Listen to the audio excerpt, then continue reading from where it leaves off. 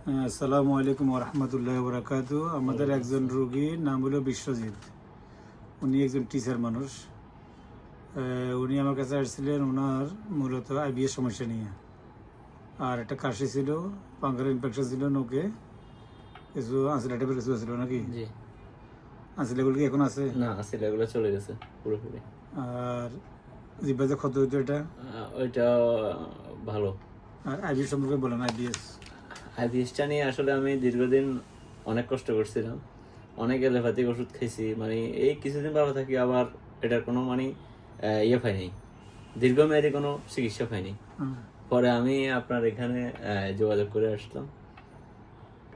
প্রথম কয়েক মাস খাওয়ার পরে আস্তে আমি একটু বেনিফিট পাইতেছি, মনে হচ্ছে আমার ভালো লাগতেছে আগের থেকে।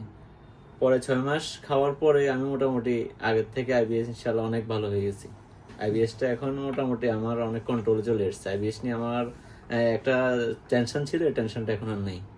ধন্যবাদ আপনাকে এটার জন্য। আগে কি সমস্যা হতো?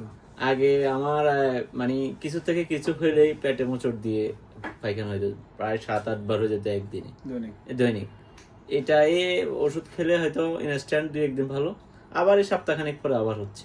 মানে এটা আমি মনের অজান্তে হয়ে যাচ্ছে, মানে আমি বুঝতে পারতেছি না কেন হচ্ছে এটা নিয়ে আমি খুব চিন্তিত ছিলাম। পরে আপনার এখানে ওষুধগুলো খাওয়ার পরে মোটামুটি এখন আমি অনেকটাই সুস্থ এখন। আলহামদুলিল্লাহ। আমি তো বলছিলাম যে অ্যালার্জি উঠবে, গ্যাস চুলকানি দেখা দিবে। জি, চুলকানি দেখা দেওয়ার পরে আইবিএসটা মোটামুটি চলে যাবে। জি, চুলকানি কি দেখা দিচ্ছিল? হ্যাঁ, অনেক চুলকানি। চুলকানিটা কিন্তু এখনো আছে চুলকানিটা। আসলে কোনো ক্রনিক কেস গুলা ডাক্তার বলেন বা আমাদের শ্রেণী যারা আছি আমরা এগুলো চাপা দিলে এটা রোগটা জটিল হয়ে যায়। হ্যাঁ, চাপার মূল যেভাবে চাপা দেওয়া হয় সেটা হলো এক্সটার্নাল ইউজ করে, মলম ইউজ করে চুলকানির ভিতরে। তো চুলকানিতে আমাদের হোমিও ডাক্তাররা ওখানে ইউজ করে, আমরা আর কখনো দিই না, খুব একটা দিই না, খুব একটা দিয়ে না। এই যখন স্কিন ডিজিজটা আপনি চাপা দিবেন তখন আপনি মাল্টিপল রোগে আক্রান্ত হবেন, অনেক রোগে আক্রান্ত হবেন যেটা আপনি কল্পনা করতে পারবেন না। আমি দিচ্ছি মানসিক রোগ, এই চর্মরোগ চাপা দিয়ে হয়েছে, এর অনেক রোগ, মানে এটা যত রোগ আছে সব রোগে একটা পিছনে কিন্তু স্কিন ডিজিজ জড়িত আছে। তো এটা বলি যে এটা যখন উঠিয়ে আসবে তখন ভালো থাকবেন। এই যে আইবিএস এর কেস প্রচলিত, কোনো চিকিৎসা রোগী কখনো ভালো থাকে না। কোনো ডাক্তারকে আপনি ভালো হবেন বলছিল না, না বড় নেই, কিন্তু মৃত্যু কি হয়েছেন? ভালো হয়ে গেছেন। আমাদের গ্রুপে যে মানে অনেক রোগী আছে ধরুন যে আইবিএস ভালো হয়ে গেছে। তবে এখানে 6 মাস, 1 বছর, 2 বছর লাগে।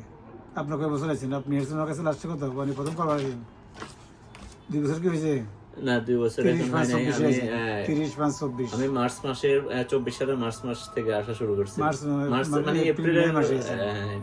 তাহলে আজকে প্রায় 1 বছর। জি, আপনি 1 বছর অ্যাডজাস্ট মোটামুটি কি হয়েছে? মোটামুটি আমার অনেকটাই নির্মূল হয়েছে। আমি এখন পর্যন্ত মোটামুটি ভালো অবস্থানে ভালো আছেন। এটা অ্যালার্জি ওঠার কারণে ভালো। জি, অ্যালার্জি না উঠলে আরো কি করতে হতো? অপেক্ষা করতে হতো। আমি কিন্তু শুরুতে বলি কয় বছর লাগবে বলছিলাম, মনে আছে না? জি, মনে বলছিলেন একটু আমাকে সময় দিতে হবে। এটা কত বছর? 1 বছর 1 বছর বলি না, 2 বছর বলি মিনিমাম। 1 বছরের বেশি বলছেন লাগবে। হ্যাঁ, 1 বছর বেশি লাগতে পারে। 5 মাসের কন্ট্রাক্ট রেজাল্ট পাইবেন, বাড়লে তো 2 বছর লাগতে পারে। আপনি আরো 1 বছর আপনার সময় পাই, ওই 1 বছর মাঝে মাঝে আসবেন, যখন ফেনি আসবেন তখন দেখা করে যাবেন। ওষুধ ইনশাল্লাহ লাগবে না, ঠিক আছে না? জি স্যার, তাহলে আর ভালো লাগবে ইনশাল্লাহ। ধন্যবাদ। তাহলে আইবিএস ভালো? আলহামদুলিল্লাহ, আলহামদুলিল্লাহ ভালো স্যার। ঠিক আছে।